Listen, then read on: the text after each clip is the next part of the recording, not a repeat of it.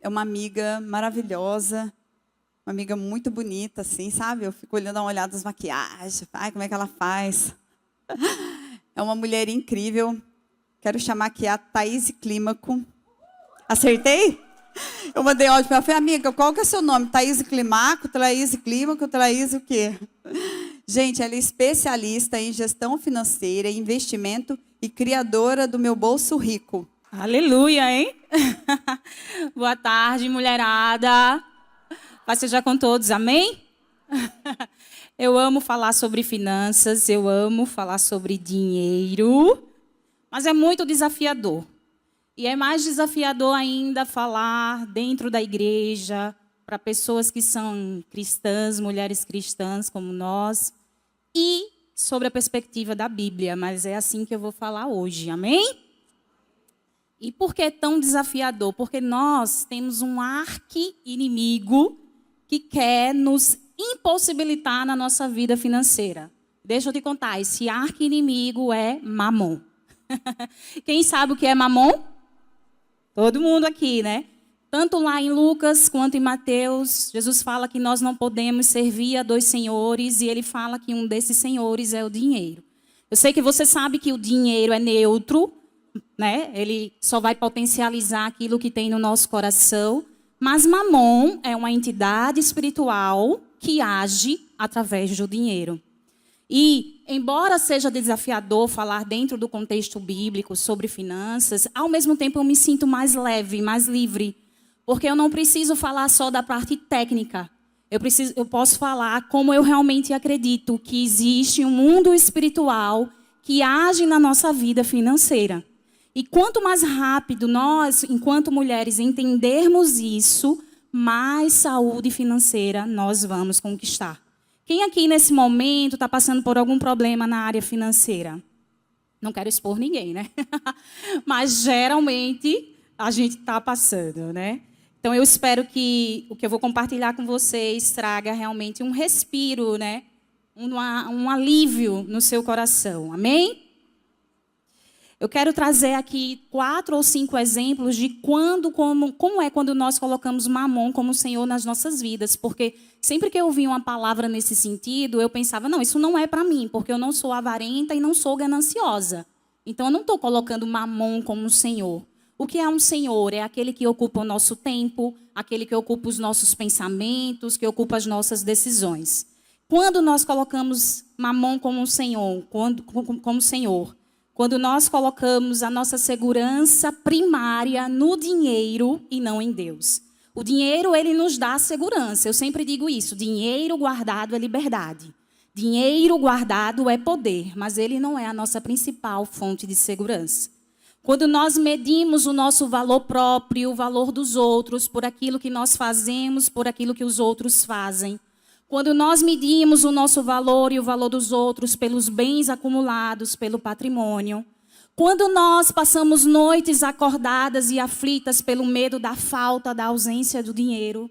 Quando nós nos endividamos a ponto de desrespeitar princípios e valores, que é a nossa palavra de honra e de honestidade.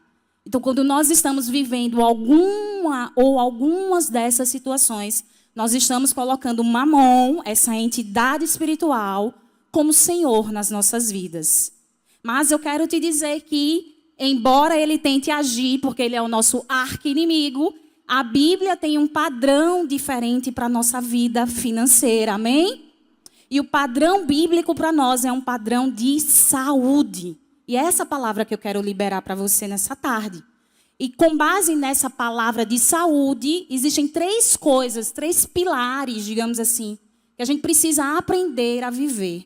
Gastar com sabedoria, economizar com diligência e doar com generosidade.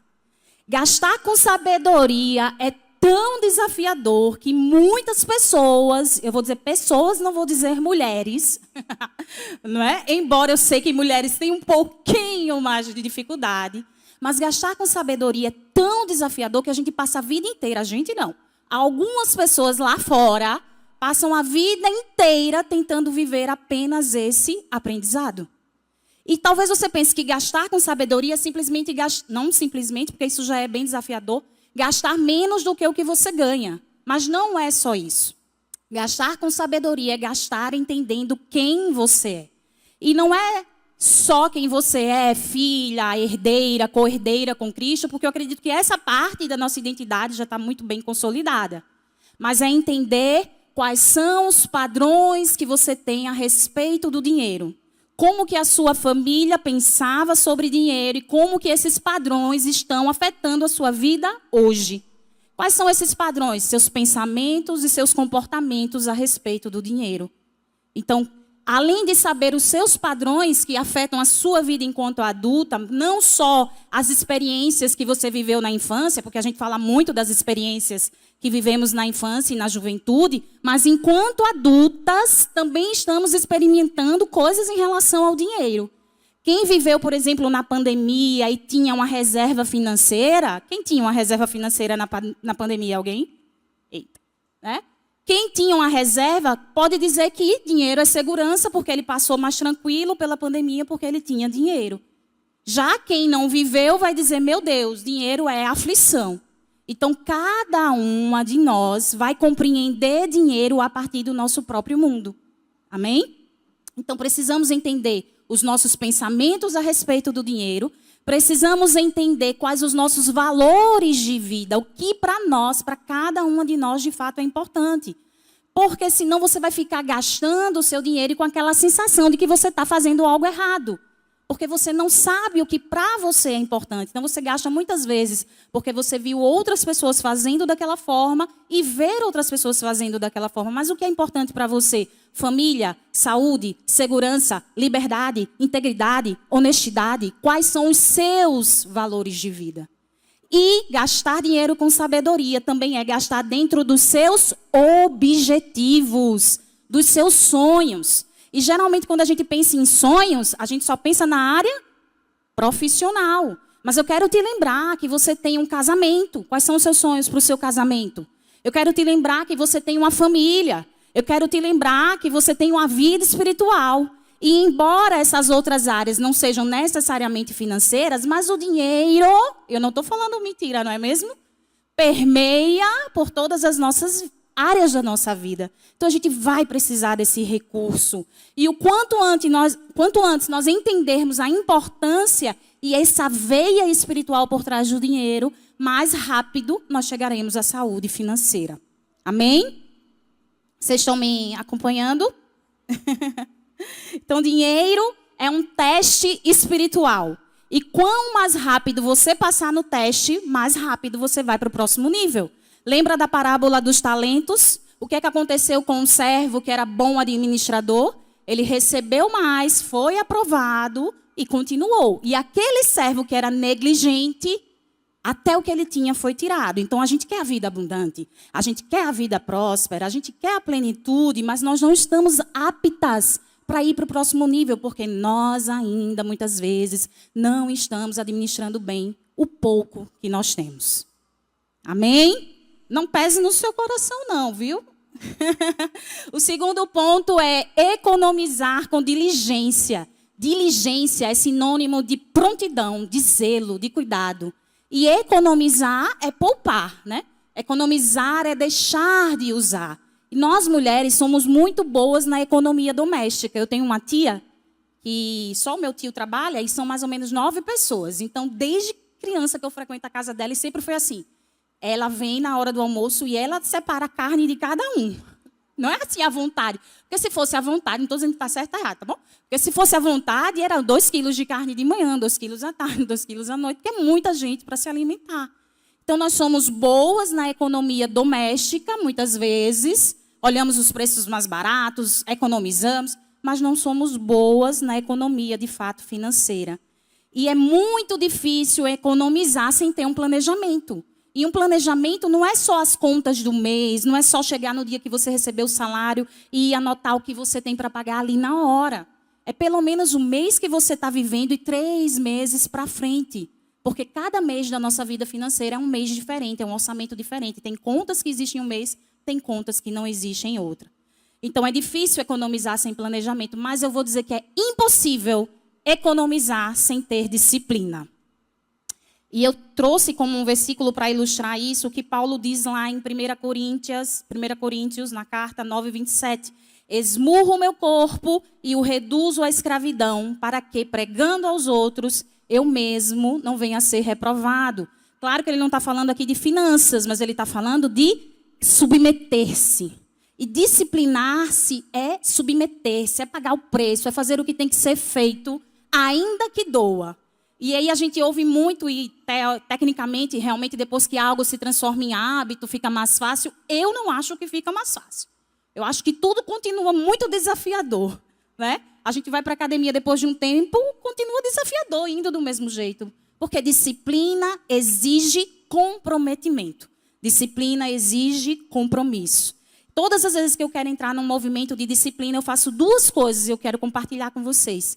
Eu marco a data, seja do que for, porque aquilo que não tem data não acontece. Então, eu marco a data e torno um compromisso público. Você não precisa ir para o Instagram tornar público, eu vou. Mas, às vezes, você pode compartilhar com uma amiga, com uma discípula, com um parente, com um esposo e dizer, olha, a partir de hoje eu vou fazer isso. Porque quando está só com você, o negócio, muitas vezes, são ferramentas que a gente pode utilizar para entrar no movimento de disciplina. E o terceiro ponto da saúde financeira é o doar com generosidade. A Bíblia fala muito de dinheiro, fala muito de finanças. Das 36, 37 parábolas de Jesus, 16 foram sobre dinheiro, sobre bens materiais, sobre administração. Então, o Senhor sabe que esse é um tema sensível e pelo qual nós precisamos estar trabalhando todos os dias. Amém? Mas, vejam só, na Bíblia, crer aparece 270 vezes, orar 371, amar 714, mas dar mais de 2.000 vezes. Amém? Então, dar é um tema central na Bíblia. E eu quero ilustrar isso com a multiplicação dos 5 pães e 2 peixes, que eu sei que você conhece. Jesus foi lá, pegou 5 pães, 2 peixinhos e fez um grande milagre. A ponto de que 5.000 homens foram alimentados, mais de 15.000 pessoas, e ainda sobraram 12 cestos. E eu, ouvindo essa palavra e lendo essa palavra no meu próprio devocional, e eu vou compartilhar o que de fato chegou para mim, para que de fato, de repente, chegue para você. Do pouco que você tem, não importa quanto seja, Deus vai operar um milagre. Amém? Esse milagre é abundante, ainda que sejam 5 pães e 2 peixinhos, vai dar até passar e transbordar. Mas você precisa apresentar os pães e os peixes. Não retenha. Apresente ao Senhor. Amém? Apresente os pães, Deus vai operar um milagre, mas Ele vai fazer a partir da matéria que já existe, do pão e do peixe que já existe, mas Ele vai fazer algo inédito. Deus vai fazer algo inédito na tua vida financeira. Amém? Mas, tem que ter o mais, não é mesmo? Deus vai fazer um milagre a partir do que você apresenta, algo inédito, mas você vai precisar repartir. Porque foi isso que os discípulos fizeram. Eles foram lá e distribuíram e repartiram generosamente, a ponto de que sobrou 12 cestos ainda de pães. Lá em Provérbios 11, 24, 25 diz: há quem dê generosamente e vê as suas riquezas aumentarem. Há quem retém o que deveria dar e cai na pobreza. O generoso prosperará. Quem dá alívio aos outros, alívio receberá. Dar é muito difícil para mim, sabia? Já foi muito mais desafiador, porque eu sempre pensava e ainda penso, o que é que a pessoa vai fazer com o dinheiro que eu estou dando? Se era na rua, eu pensava, e ainda penso, será que eu estou alimentando um vício? Se é na igreja, em alguns momentos, a gente questiona se o dinheiro vai ser bem administrado. Mas tinha algum tempo que eu aprendi isso e esmurro o meu corpo em disciplina, porque dar não é sobre o outro, sobre o que o outro vai fazer, sobre se ele é bom, o que é que ele vai fazer com o nosso dinheiro. Dar é sobre nós mesmas. É a gente dizendo para a gente mesma, dinheiro, este é o teu lugar na minha vida, de servo e não de Senhor. Amém? Aplauda o Senhor poderosamente. Aleluia.